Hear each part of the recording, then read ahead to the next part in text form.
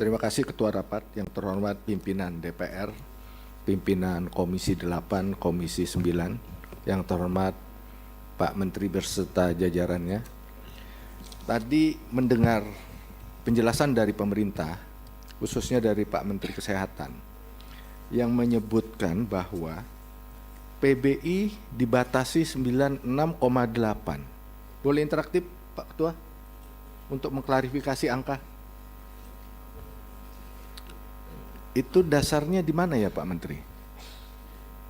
Di Undang-Undang APBN, Pak, setahu saya. Saya baca ini Pak, Undang-Undang APBN.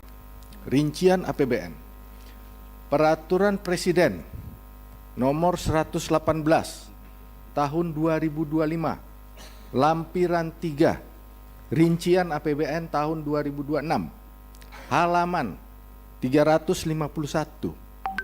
PBI itu 146 juta Pak. Dengan anggaran 58,9 triliun. Coba ke slide Pak Menteri Sosial. Halaman berapa tadi? 7. Halaman 7 coba.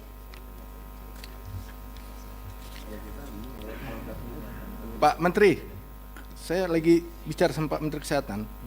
Jadi kalau pakai angka 96,8 Pak Menteri, 2019 angkanya segitu juga. Diproporsi ke jumlah penduduk, itu menjadi 36%. Pak Menteri, kalau itu diproporsi pada jumlah penduduk sekarang, proporsinya menjadi 33%. Artinya turun. Padahal kalau lihat rincian nggak begitu cara berpikirnya. Nah ini angka-angka sendiri saja, Pak Menteri nggak firm menurut saya. Jelas ini Pak, nanti saya kasihkan ke Bapak, kalau Bapak belum ngeprint. Itu satu. Kedua, tadi dikatakan Pak Menteri Sosial, ada verifikasi yang berjenjang. Kalau saya nggak salah mencermati tadi, ada semacam kuota Pak, kepada daerah. Betul. Misalnya kuotanya daerah ini 50, yang masukin 100. Lah, padahal 100 kebutuhannya. Akhirnya diutak-atik 50 yang masuk, 50 dipending. Nah ini perlu diperbaiki Pak Menteri. Kalau seperti ini, ya artinya kan di bawah sendiri sudah ada filter. Nah, ini yang nggak pas menurut saya. Jadi kalau terkait hal ini Pak Ketua, dari sisi anggaran itu ruangnya ada. Nggak ada masalah sebenarnya, karena ruangnya memberikan alokasi untuk 146 juta penerima bantuan iuran dengan anggaran 58,9 triliun. Agak berbeda dengan tayangan Pak Menteri Sosial 96,8 dengan anggaran 48 triliun. Itu saja Pak Ketua dari Komisi 11 terkait dengan anggaran.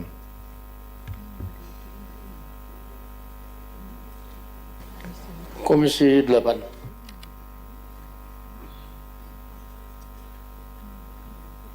Terima kasih. Assalamualaikum warahmatullahi wabarakatuh. Yang terhormat pimpinan Profesor Dr. Sumi Tas Muhammad, Ibu Sari, Pak Saan, para Menteri BPS, Menteri Sosial, Menteri Kesehatan, Menteri Keuangan, Bappenas, dan BPJS Kesehatan. Komisi 8 tentu tidak bicara PBI, tetapi bicara mengenai DTSN dan bantuan sosial.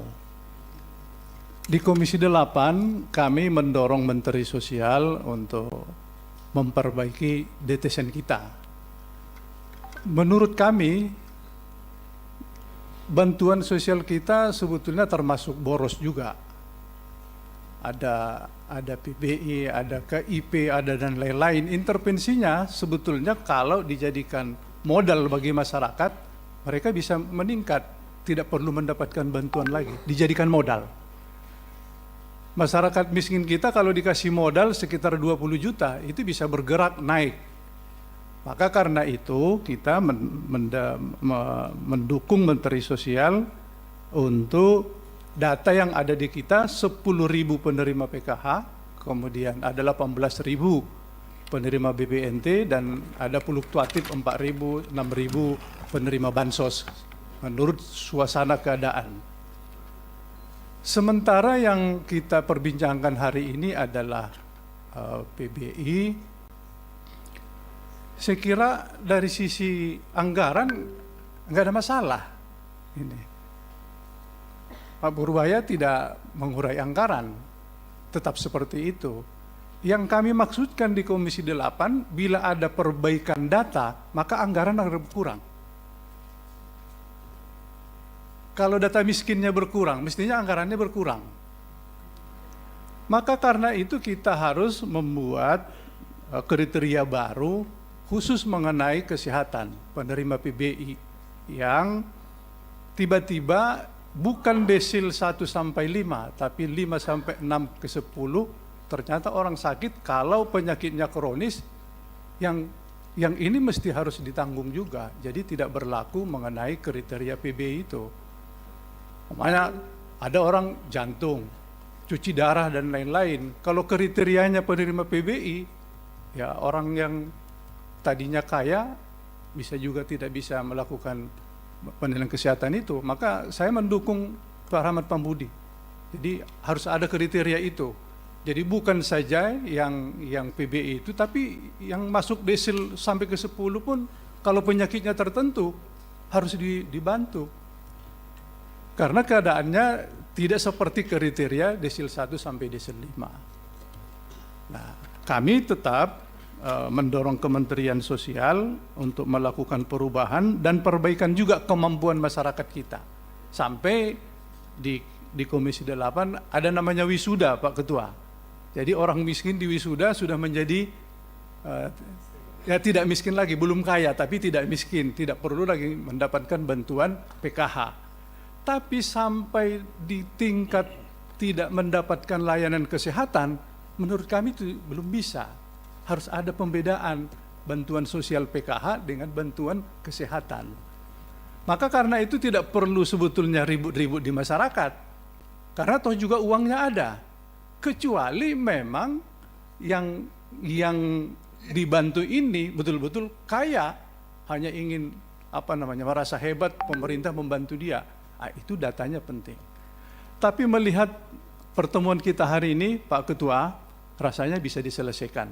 Karena idenya ini semua dari berbagai KL, mestinya selesai ini.